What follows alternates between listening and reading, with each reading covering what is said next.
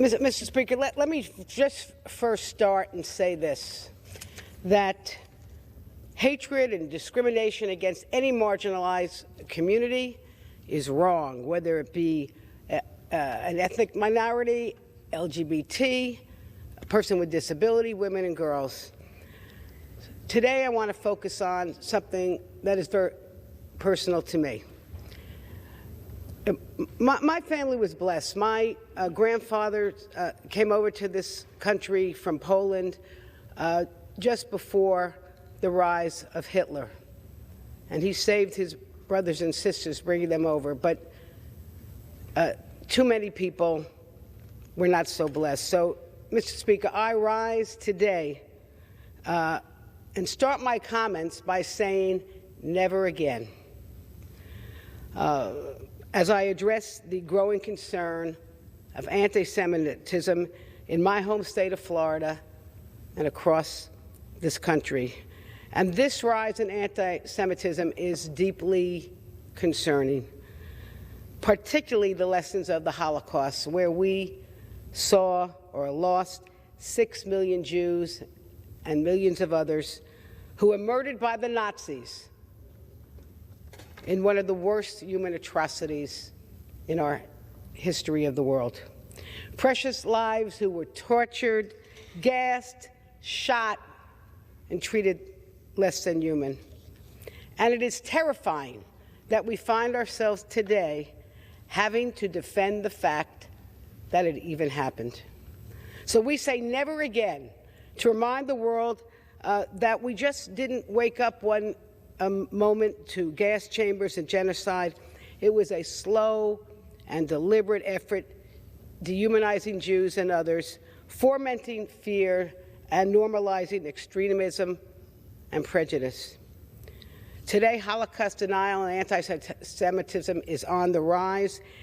The incidences of anti-Semitism reported, this is just reported to the Anti-Defamation League, has risen significantly by 34% in their last report. That's over 2,700 incidences just in a year that are reported. Vandalism, harassment, assaults, Molotov cocktails thrown at synagogues, defacing Jewish cemeteries. I could go on and on. The point is, it is clear that anti-Semitism is real.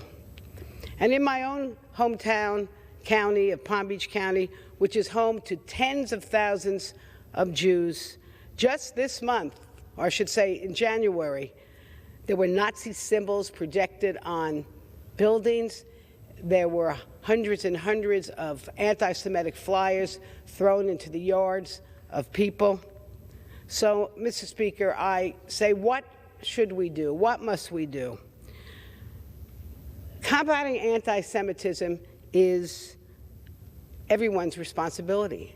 There's something for all of us to do to promote a more inclusive and respectful society. And so let me just give a to-do list. It's not necessarily inclusive, but some things that we should all take to heart.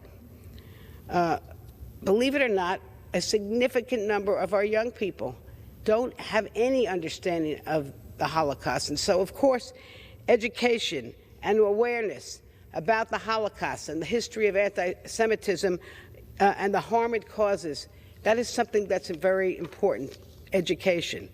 And all of us must speak out and condemn anti-Semitism wherever and whenever it calls, whether it's using your voice, your Facebook page, your Twitter, writing letters to the editor. If you see something, you must say something. And we should be working with our great partners who, across different sectors and levels of government, to combat anti-Semitism and protect our Jewish communities. Partners like the ADL and the American Jewish Committee and many others. And we have to keep our house of worship safe. And not just synagogues, but churches and mosques. People must be free in this country to go to a house of worship and feel safe. And we must support the laws and policies that protect people and communities from discrimination. That's all, as I said, discrimination, and that is improving hate crime reporting and prosecuting hate crimes. Building a bridge, Mr. Speaker, as I finish up, let me just refer to a magnificent hero in my community, Ben Ferencz, who the last living Nuremberg prosecutor, who tells us that creating a world of tolerance and compassion would be a long and arduous task. It is a task we must all take up in words and actions. And I yield back.